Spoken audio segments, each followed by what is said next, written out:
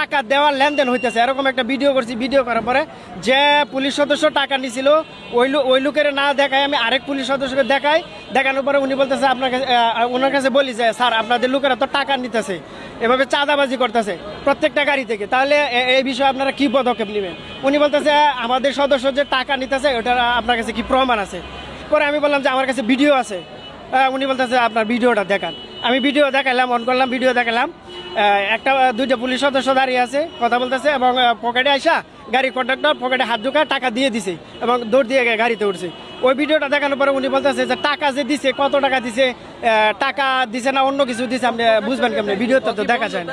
আমি বললাম যে স্যার একজন লোকে আরেকজনের পকেটে, আপনাদের পুলিশ সদস্য পকেটে হাত ঢুকাই দিছে, এটা তো এমনি ঢুকাই নাই, আমি তো আপনার পকেটে হাত ঢুকাইতে পারবো না। এবং টাকা দিছে এটা আমরা দেখছি, এখন আপনারা বলতেছেন তাহলে আমি আর কি করার, সেখানে তো কিছু করার নাই। তো আপনার যদি এটা অভিযোগ জানাতে হয় তাহলে আমার সাথে এখনই বাসন থানায় যাইতে হবে, গিয়ে তারপরে আপনার অভিযোগ দিতে হবে। আমি বললাম যে স্যার আমার পক্ষে সম্ভব না, কারণ আমি বাড়িতে যাব, ঈদ উপলক্ষে আমি বের হয়ে আসছি বাড়িতে যাবো, আমি তো আপনার সাথে থানায় যেতে পারবো।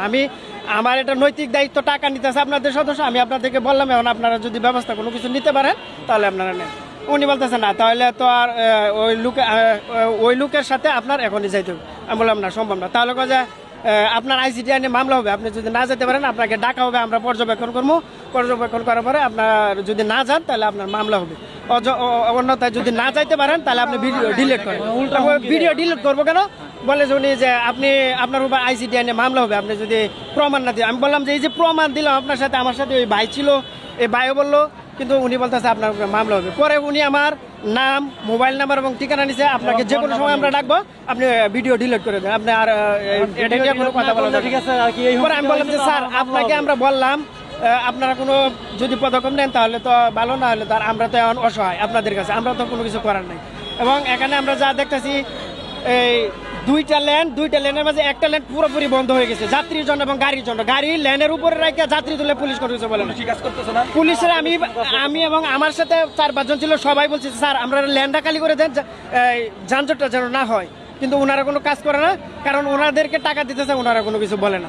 একটা লেনে গাড়ি যায় এবং যানজট শুধুমাত্র তাদের সিন্ডিকেটের কারণে টাকা নিতেছে, চাঁদাবাজি, এবং তাদের এই জনগণকে সিন্ডিকেট করে টাকা নেওয়ার কারণে জনগণ এখানে ভোগান্তিতে আছে। এখন আমরা সর্বশেষ চাই যেটা ন্যায্য ভাড়া, আমরা এখান থেকে রাজেন্দ্রপুর চৌরাস্তা থেকে ময়মনসিংহ ভাড়া সাধারণত 100 টাকা, কিন্তু আমরা 200-300 পর্যন্ত দিতে রাজি, কিন্তু ওরা 400 টাকা একবারে কনফার্ম করে দিছে যে 400-র নিচে যাবে না। যাত্রীরা ভোগান্তি, গাড়িতে যাত্রী উঠতেছে না, বৃষ্টি দিনের অবস্থা খারাপ, এই জন্য যাত্রীরা সিন্ডিকেট করে টাকা নিতেছে। কি চাচ্ছেন এখন? আমরা চাইতেছি যে